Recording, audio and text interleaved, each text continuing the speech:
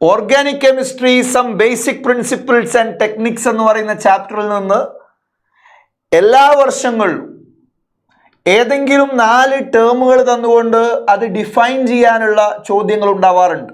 ഒരു 4 mark question ആണ്. 4 terms വരും, ഓരോന്നിനും ഓരോ മാർക്ക് ഉണ്ടാവും. അപ്പം നിങ്ങൾക്ക് അതിൻ്റെ ഡെഫിനിഷൻസ് എഴുതി കൊടുത്താൽ തന്നെ മാർക്ക് കിട്ടുന്നേ ഉള്ളൂ.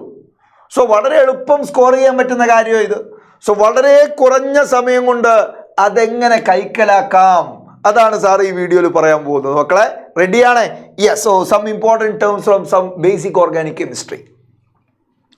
മക്കളെ, ഹോമോളിസിസ് എന്താണ്? ഹോമോളിസിസ് എന്ന് പറഞ്ഞാൽ ഒന്നുമില്ല, ഒരു കോവാലന്റ് ബോണ്ട് നമ്മൾ എടുത്താൽ, ഇപ്പോൾ എക്കും ബിക്കും ഇടയിൽ ഒരു കോവാലന്റ് ബോണ്ട് ഉണ്ടായി എന്ന് വിചാരിക്കാം.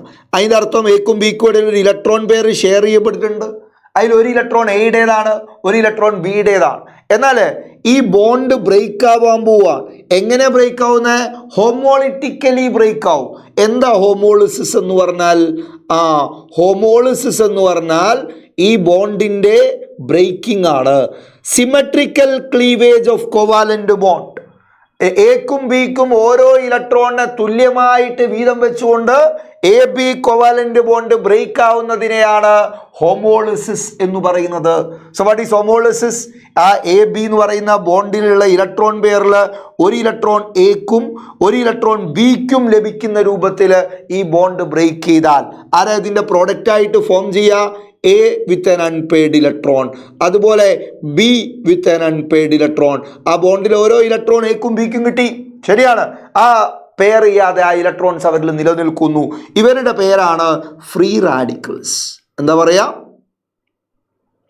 Free radicals. So free radicals എന്ന് പറഞ്ഞാൽ atom or group of atoms having unpaired electron. So ഹോമോളിസിസിന്റെ definition symmetrical cleavage of covalent bond, result of homolysis free radicals. ക്ലിയറാ? സോ അടുത്ത ടേം ഹെട്രോളിസിസ് ആണ്. എന്താ ഹെട്രോളിസിസ് എന്ന് പറഞ്ഞാൽ? നേരെ തിരിച്ച് എക്കും ബിക്കും ഇടയിൽ ഒരു കോവാലന്റ് ബോണ്ട് ഉണ്ടായിരിക്കുന്നു. ഹെട്രോളിസിസ് എന്ന് പറയുമ്പം ഈ ബോണ്ട് ഹെട്രോളിറ്റിക്കലി ക്ലീവ് ചെയ്യാൻ, ബോണ്ടിലെ 2 ഇലക്ട്രോണും ഒരു ആറ്റത്തിന് ലഭിക്കുന്ന രൂപത്തിൽ ബോണ്ട് ബ്രേക്ക് ചെയ്താൽ A turns to A plus and B turns to B minus. That bond breaking mechanism is called heterolysis. അപ്പോൾ നിങ്ങൾ ചോദിക്കും, സാറേ 2 ഇലക്ട്രോണും ബിക്ക് കിട്ടിയില്ലേ, പിന്നെന്താ ബി 2 മൈനസ് ആവാത്ത? ഈ 2 ഇലക്ട്രോണിൽ ഒരു ഇലക്ട്രോൺ ഓൾറെഡി ബിയുടേതാണ്, ഒരു ഇലക്ട്രോൺ ആണ് എയുടെ കയ്യിൽ നിന്ന് ബിക്ക് കിട്ടുന്നത്.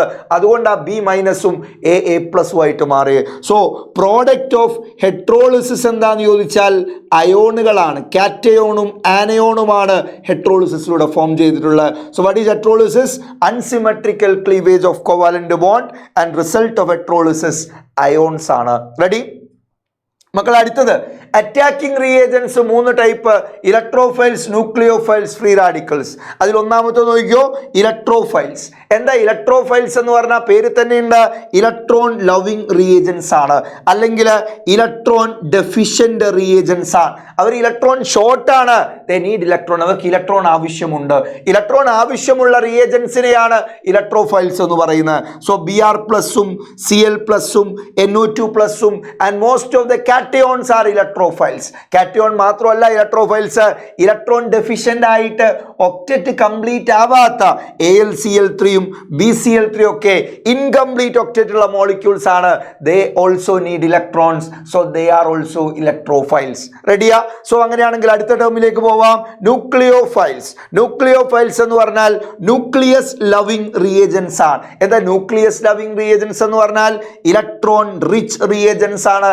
ഇലക്ട്രോൺ റിച്ച്, എക്സസ് ഇലക്ട്രോൺസ് ഉള്ള അല്ലെങ്കിൽ ഇലക്ട്രോൺ റിച്ച് ആയിട്ടുള്ള ആളുകളാണ് ന്യൂക്ലിയോഫൈൽസ് എന്ന് പറയുന്നത്.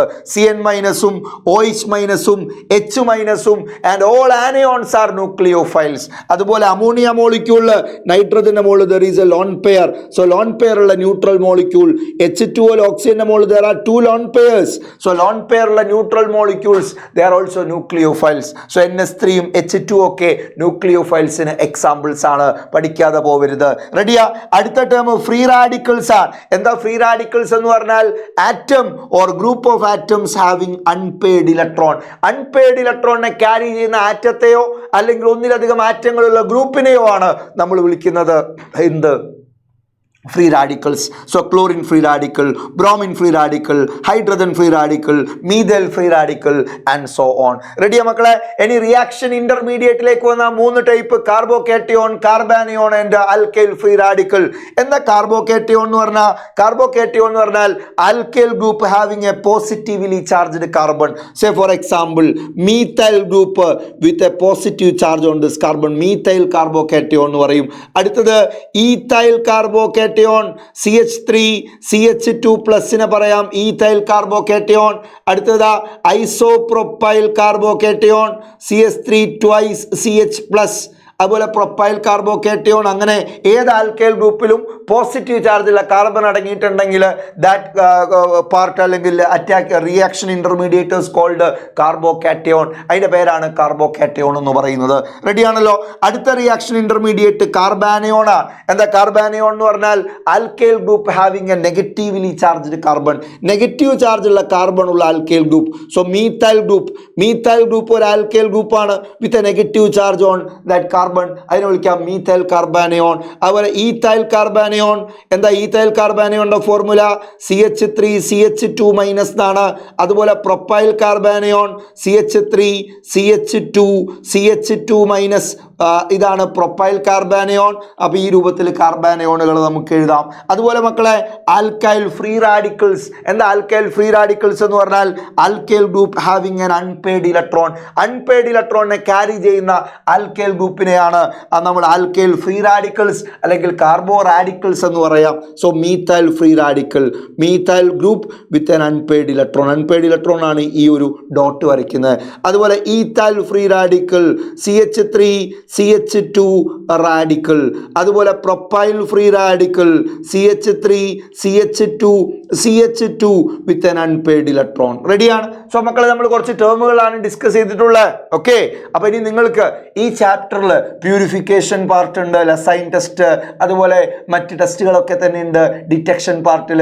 അതുപോലെ അനാലിസിസിലേക്ക് വന്നാൽ നമുക്ക് ജൽദാൽസ് മെത്തേഡും ഡ്യൂമാസ് മെത്തേഡും ഒക്കെ പഠിക്കാനുണ്ട്. അതുപോലെ electron displacement effects, inductive effect, resonance effect, electromeric effect, hyper conjugation effect ഒക്കെ പഠിക്കാനുണ്ട്. നെയിമിംഗ് ഉണ്ട്, ഐസോമറിസം ഉണ്ട്. മക്കളെ ഇതിൽ ഏതെങ്കിലുമൊക്കെ ടോപ്പിക്കുകൾ നിങ്ങൾ ഇതുപോലെ കോണ്ടന്റ് വീഡിയോ ആഗ്രഹിക്കുന്നുണ്ടെങ്കിൽ തീർച്ചയായിട്ടും ഇതിൻ്റെ താഴെ നിങ്ങൾ കമൻറ്റ് ചെയ്യണം. നിങ്ങൾ ആവശ്യപ്പെടുന്ന ടോപ്പിക്ക് നിർബന്ധമായിട്ടും ഞങ്ങൾ ചെയ്യുന്നതായിരിക്കും.